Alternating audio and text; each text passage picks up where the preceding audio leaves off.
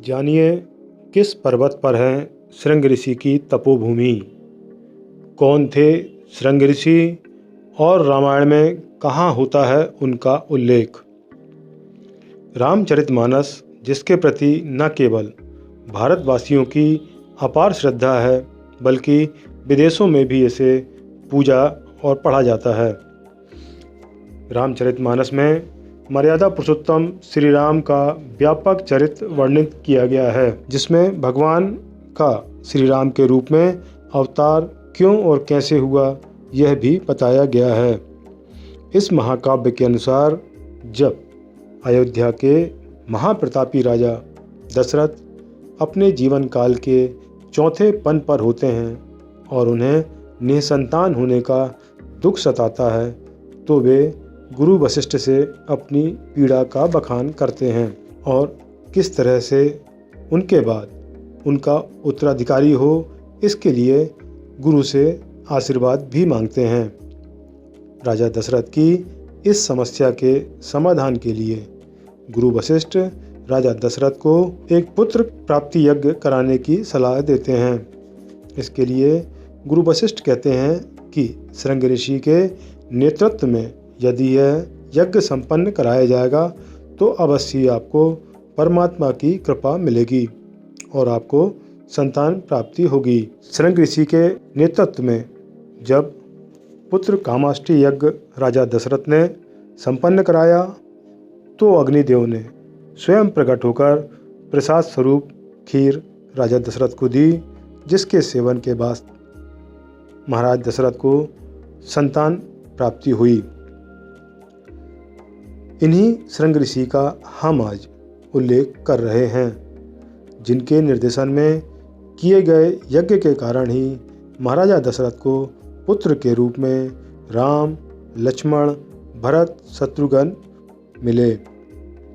यानी यदि रामचरितमानस में शृंग ऋषि का उल्लेख न किया जाए तो यह काव्य अधूरा सा लगेगा। रामचरितमानस के ऐसे महत्वपूर्ण पात्र की साधना स्थली हमारे ज़िले में मौजूद है और यह जिला मुख्यालय के काफ़ी करीब भी है। मोहगांव विकासखंड की ग्राम पंचायत सिंगारपुर में गांव के अंदर एक अत्यंत रमणीक पहाड़ी स्थित है। इस पहाड़ी के शिखर पर ही शृंग ऋषि का एक मंदिर बना हुआ है। यहाँ बने मंदिर में शृंग ऋषि की प्रतिमा स्थापित की गई है। डिंडोरी जिले में स्थित प्रसिद्ध आश्रम अमोल गुहा के संत द्वारा इस प्रतिमा को स्थापित कराया गया है।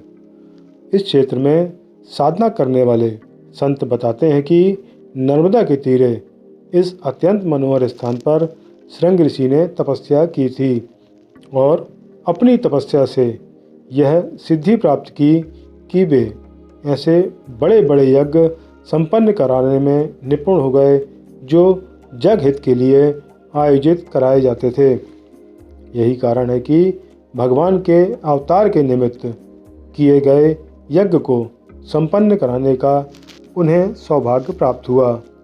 इस पर्वत का ऐसा असर है कि यहाँ आने वाला इसके प्रभाव से अछूता नहीं रहता।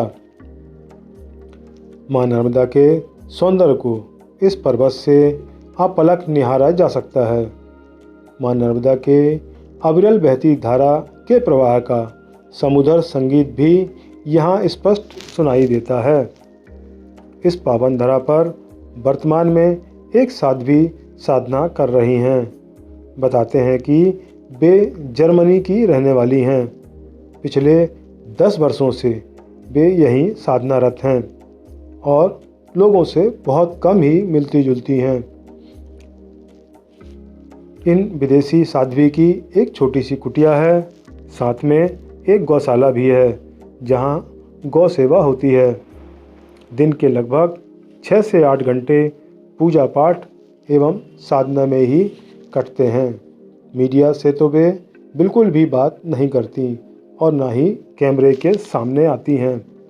लिहाजा हमने चोरी से कोशिश की कि उनकी कुछ झलक मिल जाए, लेकिन ऐसा संभव नहीं हो सका। माँ नर्मदा की कृपा से ही ऐसे दूर दराज की विभूतियाँ यहाँ इस महिष्मती नगरी के आसपास साधना में लीन हैं और अपने वैभव से इस धरा को और भी पूजनीय बना रही हैं। आप भी कभी इस स्थान पर आकर यहाँ के सौंदर्य और यहाँ की विशेषता को पहचानें तथा आध्यात्मिक दृष्टिकोण से महत्वपूर्ण ऐसे स्थानों को वैश्विक पहचान बनाने में सहयोगी बने। जय श्री राम। हर हर नर्मदे।